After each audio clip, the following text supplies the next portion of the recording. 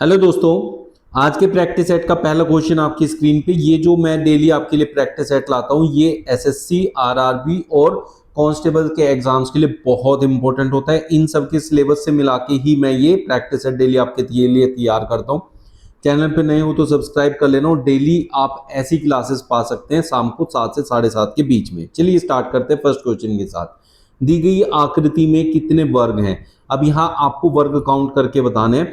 तो आप लोग एक बात समझ लो कि जब भी आपके पास एक वर्ग है और उसमें ऐसे लाइंस बनाते हैं, मतलब आप एक सिरे से दूसरे सिरे तक लाइन ड्रॉ करते हैं, तो जितने ब्लॉक्स बनते हैं उसमें हमारा एक वर्ग तैयार हो जाता है। जैसे ये बन गया, ये बन गया 2, ये बन गया 3 और एक ये बन गया 4 और एक ये पूरा बाहर वाला 5। टोटल 5 वर्ग हमें प्राप्त होते हैं। तो ऐसी हमारी कितनी फिगर है? एक ये रही और एक ये रही 2 और एक ये रही 3 और एक ये रही 4। तो सीधा सीधा हम कह सकते हैं कि 5 चौक 20 जो है वर्ग हमें यहां से मिलेंगे। लेकिन कुछ ऐसे वर्ग होते हैं जो दोनों में काउंट हो जाते हैं। उन वर्ग को देखो, जैसे ये वर्ग है, ये वर्ग आपका पहले वाले में भी काउंट हो रहा है और ये वाला जो है आपका दूसरे वाले में भी काउंट हो रहा है अंदर की तरफ, ये वाला। ठीक है, तो आपका एक हो गया। अब अगर ये जो आपका वर्ग है अगर ऊपर भी जुड़ा हुआ है और नीचे भी जुड़ा हुआ है तो इसमें हमेशा दो कॉमन होंगे कि ये नीचे वाला भी होगा। आप देख सकते हैं ये वाला। ठीक है, ये दो हो गए। अब ये दो हमें यहां से हटाने हैं, लेकिन जब मैं इन दो को हटाऊंगा तो ये वाला ऊपर वाले में से हटेगा, ये वाला नीचे वाले में भी है इस वाले में, तो इसमें से हट जाएगा। फिर ये वाला इसमें से भी हटेगा और इसमें से भी। तो जितने होते हैं यहां वर्ग उससे एक कम रह जाता है। मतलब 1 2 3 4 है तो आप 3 माइनस कर दो तो आपको टोटल यहां से 17 वर्ग मिलेंगे। तो आपको क्या याद रखना है? पहले आपको देखना है कि कितने वर्ग हैं। जैसे यहां 1 2 3 4, तो उसका आपको 5 गुना करना है। जितनी आपको संख्या मिली उसका 5 गुना ये आ गया, और जो आएगा इस संख्या से जितने ये वर्ग हैं यहाँ उससे एक कम, मतलब 3, जैसे यहाँ उसमें से माइनस कर दो तो विद इन सेकेंड आप इसका आंसर निकाल पाएंगे। एग्जाम में अब अगर आपके सामने है, देखिए विश्वास कीजिए मेरा, कितनी सेकंड में आएगा। आपने देखा 1 2 3 4, तो 4 पंजे 20 और 4 है तो एक कम कर देंगे, 20 माइनस 3 17, विद इन सेकेंड निकाल पाएंगे। लुप्त संख्या ज्ञात करनी है, मतलब मिसिंग नंबर फाइंड करना है। जैसे यहाँ क्वेश्चन मार्क है, इसकी जगह क्या आएगा वो आपको पता करना है। तो आप यहाँ देखें, आपके पास 3 है, 4 है, 5 6 और उससे हमें बनाना है 60। अब ये सारी छोटी संख्याएं हैं, तो बड़ी एक संख्या बनाने के लिए हम लोग क्या करते हैं? गुणा करते हैं या वर्ग करके जोड़ते हैं, ऐसा सब कुछ करते हैं। तो अगर हम 3 4 5 6 से 60 बनाने जाएं तो गुणा करेंगे तो 3 चौक 12 पंजे 60 हो जाएगा, 6 तो बच गया। फिर अभी तो इसकी जरूरत भी नहीं पड़ी। लेकिन जब आप ऐसे देखें जैसे 3 की गुणा में 6 आ रहा है, ठीक है, और ये संख्या 60 इन सब से कट रही है, जैसे 3 से भी कट रही है, 4 से भी कट रही है, 6 से भी कट रही है, 5 से भी, तो इनकी गुणा से नहीं इनके लघुत्तम से आंसर आएगा। ये एक नया कॉन्सेप्ट होता है जो बहुत से बच्चों को पता नहीं होगा। तो बीच में जो संख्या दी है ये इन चारों का लैसे दिया है। लैसे होता है सबसे छोटी वह संख्या जो चारों से कट जाए। अब 60 से छोटी कोई और संख्या नहीं होती जो इन चारों से कट जाए। ठीक है, अब यहां देखें 2 4 6 8, तो हम लोग क्या करते हैं, जो सबसे बड़ी संख्या है 8 उसका पहाड़ा पढ़ना शुरू करते हैं। जैसे 8 एकम 8, 8 6 के टेबल में नहीं आता, फिर 8 का डबल करेंगे, 8 दूनी 16, 16 जो है वो 6 के टेबल में नहीं आता, 8 3 24। अब देखो 24 6 में भी आता है, 4 के टेबल में भी, 2 के भी। तो वो संख्या ढूंढनी है जो सबसे बड़ी संख्या की गुणा में हो और सबसे पहले आ जाए जो सबसे कट जाए, तो बस वही आपका आंसर हो जाता है। ठीक है, तो इसका मतलब हमें यहाँ इन सारी संख्याओं का क्या निकालना है? लेस है। लेकिन आप ये देखो 2 3 5 और 7 ये सारी संख्याएं ऐसी हैं जो एक दूसरे के पहाड़े में नहीं आती। जब एक दूसरे के पहाड़े में नहीं आती हैं तब सारी संख्याओं की गुणा कर दो, वही उसका लैसे होता है। तो 2 पंजे 10, ये 30, 30 सत्ते 210, तो इसका मतलब हमारा जो आंसर है वो 210 है। सभी संख्याओं की गुणा, तो बहुत से बच्चों को लगेगा ये सभी संख्याओं की गुणा वाला क्वेश्चन है। नहीं, यहाँ नहीं है। देखो यहाँ सबकी गुणा करोगे तो 24 नहीं आएगा, तो इसलिए आपका आंसर तो ऑप्शन डी हो जाएगा। लेकिन कैसे होगा वो आपको अच्छे से समझ आया होगा। निम्नलिखित श्रृंखला को ज्ञात करें। सबसे पहला जो पद है वो 17 है, उससे अगला 9 है। 17 से छोटा होता है 9, फिर 9 से आगे जाएं तो 10, 10 से आगे गई तो 16.5, और ऑप्शन में भी जो क्वेश्चन मार्क की जगह आएगा वो 16.5 से बड़ा ही है, क्योंकि सारे ऑप्शन में हम देख सकते हैं। तो जब भी ऐसा क्वेश्चन हो जो स्टार्ट बड़ी संख्या से हुआ हो, फिर घटा हो, छोटी आई हो, फिर बड़ा हो और बढ़ता जा रहा हो, लेकिन कहीं बीच में पॉइंट वाली संख्या भी आ रही हो, तो वो हमेशा आपका गुणा का क्वेश्चन होता है, ये याद रखना है। ठीक है, वो गुणा का क्वेश्चन होता है, लेकिन उसमें गुणा दशमलव वाली संख्याओं से की होती है। जैसे 17 से मुझे 9 पे जाना है, तो 17 का अगर मैं देखूं छोटी संख्या पे जाने के लिए 17 का आधा कर दूं 8.5 होता है। अब मैंने आधा किया और आधा ही इसमें जोड़ दिया, ठीक है, तो 9 मिल जाएगा। तो इसका मतलब जिससे मैंने गुणा किया, भाई आप बोलोगे गुणा तो हमने आधे से किया, 0.5 क्यों कह रहे हो आप? क्योंकि आधे को हम 0.5 ही बोलते हैं, तो हमने 0.5 से गुणा किया और 0.5 उसमें ऐड कर दिया। इसी चीज को आगे फॉलो करेंगे। जैसे यहाँ देखो 9 10 के बिल्कुल पास है, तो 9 का एक गुणा किया हमने, कितना आया 9, और उसमें एक ही जोड़ दिया हमने। तो इस तरीके से हुआ, जितना गुणा उतना ही ऐड। फिर आगे 1.5 गुना करेंगे, उससे आगे 2 गुना करेंगे। अब 16.5 का 2 गुना, किसी भी संख्या का 2 गुना करना है तो क्या करो, 16 का 2 गुना कर दो 32, और आधे का 2 गुना करते हैं तो 1 होता है, तो उसमें 1 जोड़ेंगे तो 33 आ जाएगा। तो इसका जो करेक्ट आंसर है वो ऑप्शन सी में आपको मिल जाएगा। मच्छर, चींटी, कीट, इन तीनों के बीच में एक संबंध स्थापित करना है और वो दिखाना है वैन आरेख से। भाई वैन आरेख हमें क्या समझाता है? ठीक है, वैन आरेख हमें समझाता है कि ये तीनों कैसे रिप्रेजेंट होंगे। जैसे मच्छर है, मच्छर और चींटी का मैं संबंध बनाने चलूं तो मच्छर अलग कैटेगरी होती है, चींटी अलग कैटेगरी होती है। तो मच्छर और चींटी अलग अलग उससे संबंध रखते हैं, तो इनको अलग अलग बनाया जाएगा। जबकि दोनों आते कीट वर्ग के अंदर ही हैं, तो ऐसे बन जाएगा। तो ये हो गया ऑप्शन ए में, तो ये आपका करेक्ट आंसर हो जाएगा। यदि पॉन्डर्स को हम ONMCDQR लिख सकते हैं, तो मैट को हमें क्या लिखना पड़ेगा? पॉन्डर्स में P है और P का कोड O है। दरअसल में पहले लेटर को पहला लेटर से कंपेयर करके देखते हैं, अगर उनमें संबंध मिलता है तो ठीक है, नहीं तो फिर हम पहले को लास्ट से क्रॉसिंग मेथड भी लगाते हैं। लेकिन अभी हम यहाँ देखते हैं तो ये 16 नंबर होता है, O 15 नंबर होता है, तो एक माइनस करके आ गया ये, तो है ना। फिर O देखा मैंने, O यहाँ 15 पे होता है और इसका कोड है N यहाँ, तो N होता है 14 पे, तो हमारा ये क्या हो रहा है, एक कम हो रहा है।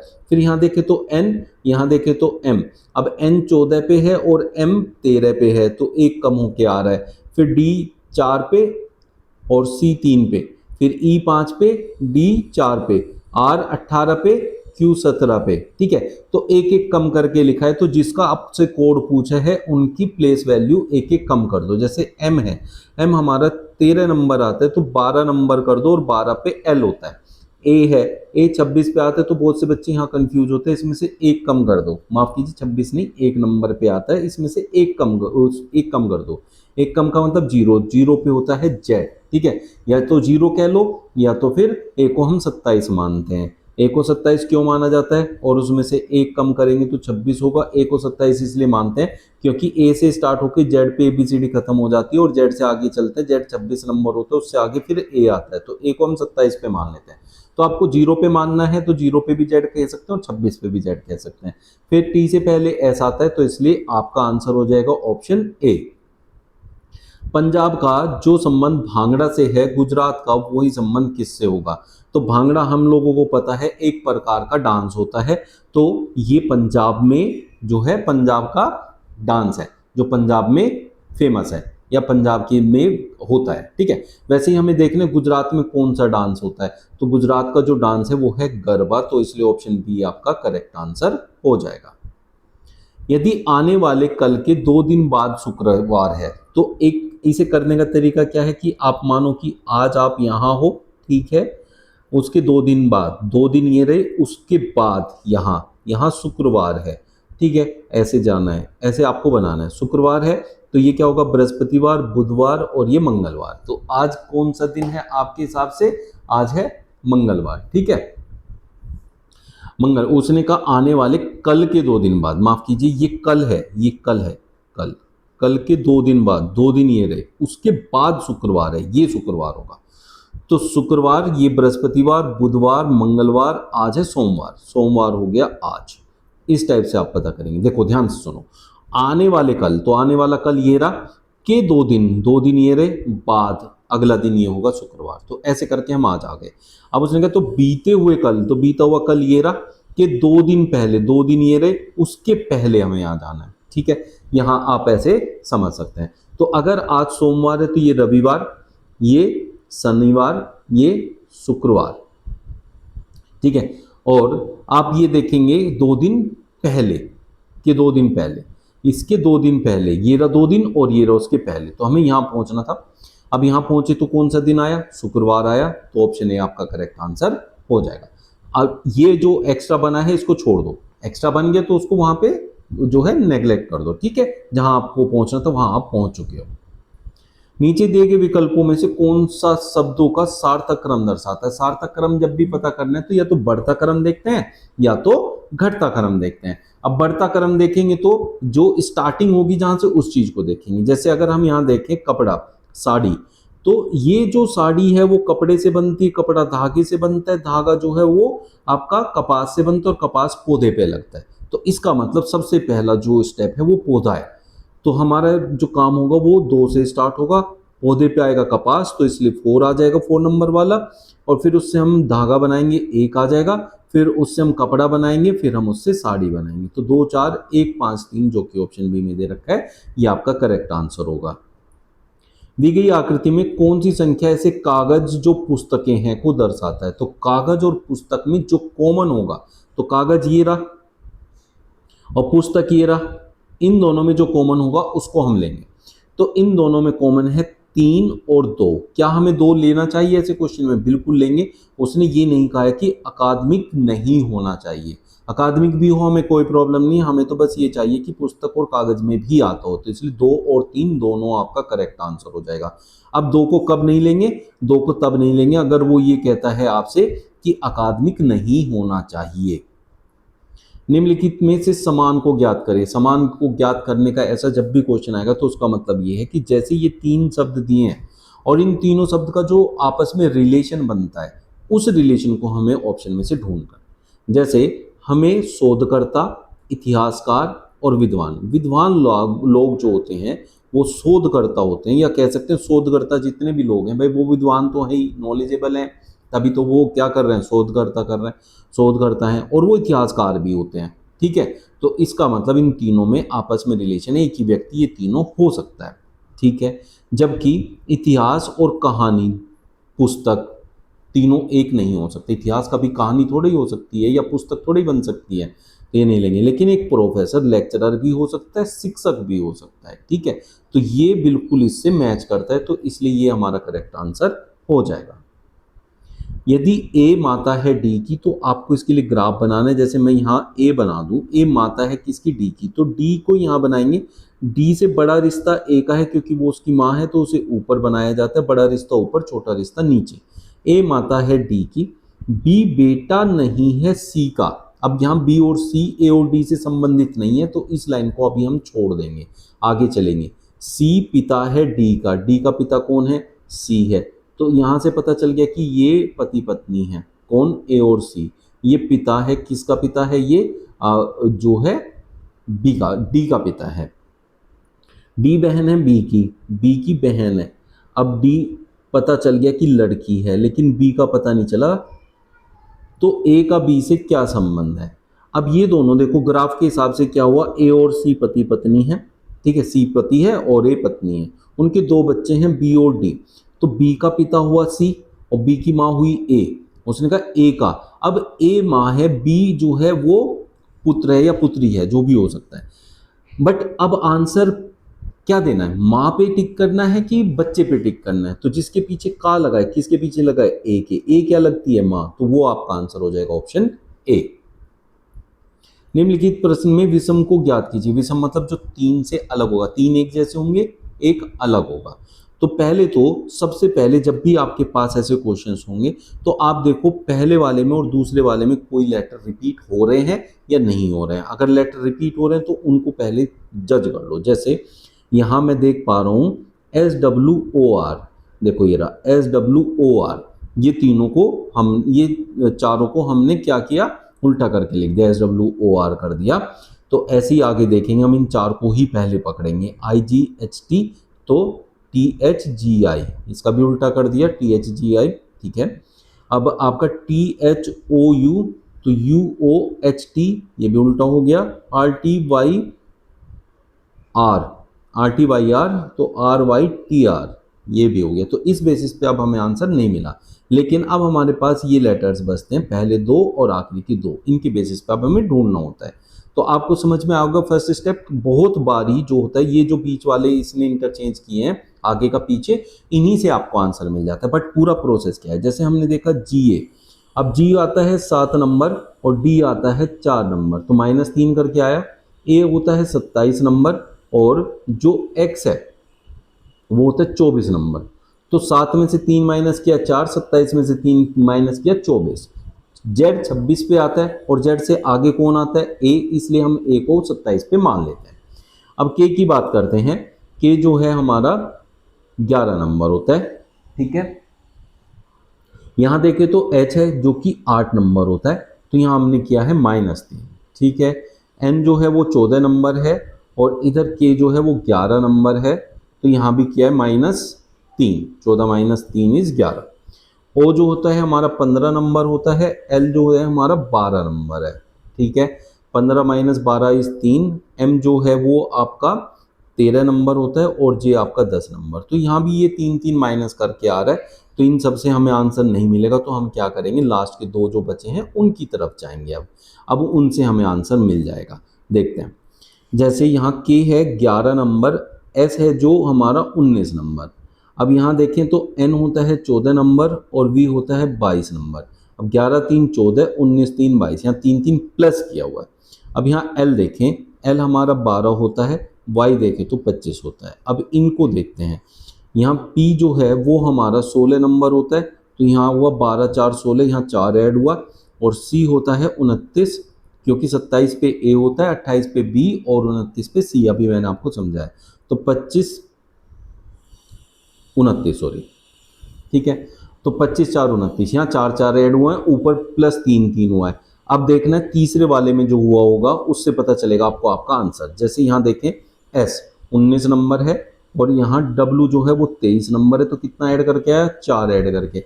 अब ये दूसरे के जैसा है, तो पहले वाला अलग हो गया, ऑप्शन ए आपका करेक्ट आंसर हो गया। देखिए आपके 3 एक जैसे हैं, अगर ये दोनों एक जैसे हो गए तो तीसरा इनके जैसे ही मिलेगा, तो उसको देखने की हमें जरूरत नहीं है। अगर इसके जैसा होता कोई सा तो फिर ये दूसरा अलग हो जाता। तो इस टाइप से आप पता करते हैं, पूरा करने की जरूरत नहीं होती है।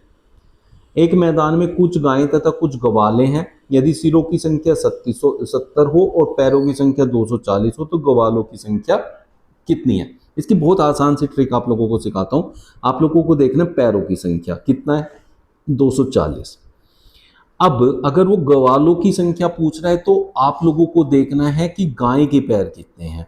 अब गाय के पैर हैं 4, ठीक है। गवालों की पूछ रहे तो गाय का देखना है, गाय की पूछ रहे तो गवालों का देखना है। गाय के पैर 4 होते हैं। अब सोचो कि अगर ये 70 के 70 गायें होती, क्योंकि 70 सर है तो 70 से ज्यादा व्यक्ति वहां नहीं है, तो ये टोटल 280 होता। पैर 280 होते, ठीक है। अगर ये सारी की सारी गायें होती तो इस 280 में से वो माइनस कर दो जितने पैर उसने दिए हैं। कितने दिए हैं, 240, 40 माइनस कर दिया तो 40 आंसर आ गया। 280 में से 240 माइनस किया, 40 आए। जो आए उसका आपको उनके पैरों से डिवाइड करना है जितने पैर उसके दूसरे वाले के हैं। वो क्या है, गवाले के पैर होते हैं 2, उससे भाग करोगे तो गवालों की संख्या मिल जाएगी। तो इसलिए ऑप्शन डी आपका करेक्ट आंसर हो जाएगा। दर्पण प्रतिबिंब ज्ञात करना है। अब आप देखें दर्पण प्रतिबिंब में जो लेफ्ट है वो राइट होता है। जैसे ये लेफ्ट पे है तो ये राइट पे आ जाएगा इधर ऐसे, और जो राइट पे है वो लेफ्ट पे आ जाएगा। ऊपर वाला हिस्सा ऊपर ही रहता है, इसमें देखिए नीचे चला गया, इसमें ये इधर घूम गया, तो ये दोनों तो आपके आंसर नहीं हो सकते, ठीक है। अब आपका ये वाला हिस्सा इधर होना चाहिए जो कि इधर है, इसमें नहीं है, तो इसलिए ऑप्शन है आपका करेक्ट आंसर हो जाएगा। एक या दो चीजें पकड़ते हैं और उनको लेफ्ट राइट और ऊपर नीचे की हिसाब से चेक कर लेते हैं। 5 लड़कों का बौद्धिक स्तर ज्ञात करने के लिए मनोवैज्ञानिक परीक्षण किया गया। मनोवैज्ञानिकों की रिपोर्ट के अनुसार लड़का ए लड़के बी से कम बुद्धिमान है, तो लड़का ए से लड़का बी ज्यादा बुद्धिमान है, ठीक है। तो बी को हम ऊपर बना लें और ए को नीचे बना लें। लड़का ए लड़के बी से कम बुद्धिमान है। लड़का सी लड़के डी से कम बुद्धिमान है। अब सी और डी का रिलेशन ए और बी से नहीं दिया हुआ है और हमें ए और बी की स्थिति पता है, तो इसलिए सी और डी को अभी नहीं बनाएंगे, आगे चलेंगे। लड़का बी लड़के सी से कम बुद्धिमान है, बी सी से कम बुद्धिमान है तो सी को ऊपर बना देंगे क्योंकि सी ज्यादा बुद्धिमान हो गया। और अब ऊपर आएंगे, लड़का सी लड़के डी से कम बुद्धिमान है तो डी इसके भी ऊपर आ जाएगा, ठीक है। लड़का ए लड़के ई से अधिक बुद्धिमान है, ए ई से बुद्धिमान है तो ई सबसे नीचे आ जाएगा। अब जो वो क्वेश्चन पूछे, आपने ग्राफ तैयार कर दिया, इस ग्राफ में से जो भी वो क्वेश्चन पूछना चाहता है आप बता सकते हैं। तो सबसे बुद्धिमान लड़का कौन सा है? सबसे बुद्धिमान लड़का डी हुआ, तो इसलिए ऑप्शन डी आपका करेक्ट आंसर हो जाएगा। निम्नलिखित विकल्पों में से वह शब्द चुनिए जो दिए गए मूल शब्द के अक्षरों का प्रयोग करके नहीं बनाया जा सकता। तो पोजीशन में जो जो लेटर हैं उन्हीं लेटर का प्रयोग करना है आपको, उससे अलग अगर कोई भी लेटर प्रयोग हुआ है तो वो आंसर आपका नहीं बन सकता। जैसे अगर यहाँ देखें सेशन, तो एस 3 बार प्रयोग हुआ है और ऊपर 3 एस हमें दे रखे हैं तो बन सकती है, ठीक है। ई भी ऊपर दिया हुआ है, ION भी यहाँ दिया हुआ है, तो सेशन आराम से बनाया जा सकता है। लेकिन उसने पूछा कौन सा नहीं बनाया जा सकता, तो अगर मैं इसमें देखूं तो इसमें बी दिया हुआ है, जबकि इसमें ऊपर बी का कहीं भी प्रयोग नहीं हुआ है, तो इसलिए ऑप्शन डी नहीं बनाया जा सकता, बाकी सारे बन सकते हैं। पोज देखें, POSE, ये रहा POS, यहाँ से ई उठा लो, पोइस, PO ये रहा, आई ये रहा, SE ये रहा, तो सारे बन सकते हैं, बाकी ये नहीं बन सकता था, ऑप्शन डी। यदि अर्जुन यह पता है कि लड़कों की एक पंक्ति में वह दाईं ओर से 12वां और बाईं ओर से चौथा है, तो उस पंक्ति में कितने लड़कों को शामिल किया जाना चाहिए जिससे कि पंक्ति में 28 लड़के हो जाएं। तो पंक्ति के 28 लड़कों के लिए कितने चाहिए, तो उससे पहले हमें ये पता होना चाहिए पंक्ति में अभी कितने व्यक्ति हैं।